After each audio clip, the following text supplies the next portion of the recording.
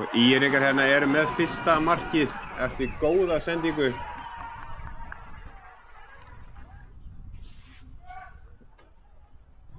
Spilna kemur, góður bolti og ÍR-ingar eru komin í 2-0. Glæsilegt skallamark. Svo voru vissulega Fjölnismenn með 2-3 varnarmenn.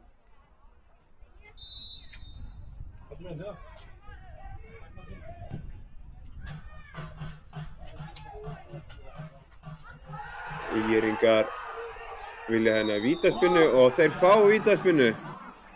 Virkilega klaufalega. Þeir reynir að gera sig hérna stóran og með tilburði. Grenadó kemur, setur hann í stöngina og stöngina og klárar hann síðan. Þetta var alveg rosalegt en hins vegar snertir.